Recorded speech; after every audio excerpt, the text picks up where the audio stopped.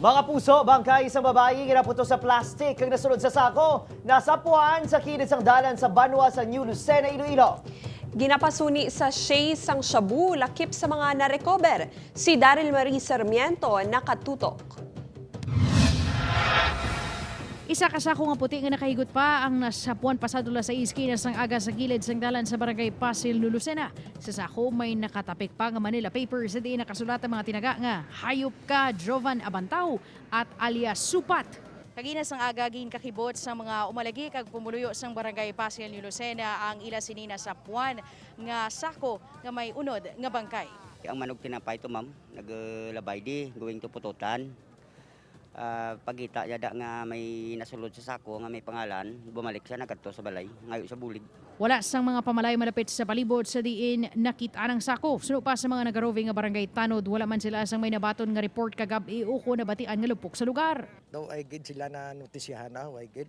Sa pagabot sang soko ginbuksan ng sako sa diin nakitaan sa sulod ang lawas ng babae nga naputos pa sa plastic, nakasuksok lang ini sang underwear kag may nakita man nga pila sa iya kamot kag ulo nga posible tugas sang pagpangluthang. Sa sulod sang sako nakuha man ang isa ka pouch nga may unod nga mga resibo sang pawn shop, kwarta kag duha ka sachet sang ginasuspetsahan shabu. May nakuha man nga ID sa diin gintumod ang babae nga si Jonalyn Haranilla sukal dito, 40 anyos ang barangay na Bitasan, Putotan. Ginapahayag nga nagalibod ini sang utanon kag prutas.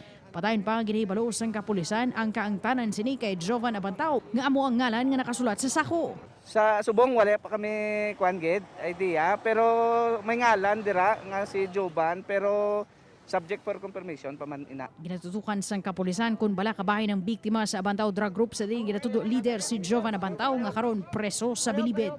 Upod kay Hans Desierto, Daryl Marie Sarmiento, One Western Visayas.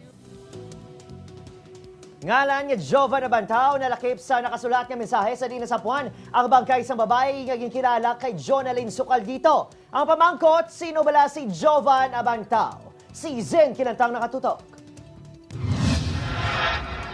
Ginкакibot sa mga residente ang pagkasapo sa bangkay ni Jonalyn Sucaldito sa Pasil, New Lucena kaina sa aga. Nasulod ang bangkay sa sako kag may nakabutang pa nga mensahe nga hayop ka Jovan Abantaw at alias Supat.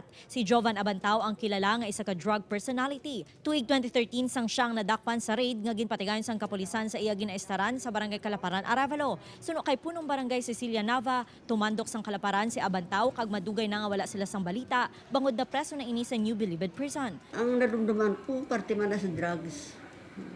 Nga na priso siya din sa BGNP, tapos kung nasa Sangkorte, nga ibiyahe na lang sa Munti. Di subong sa Munti sa siguro Kaya daw ay naman di connection siya di sa Munti, sa Barangay Kalaparan.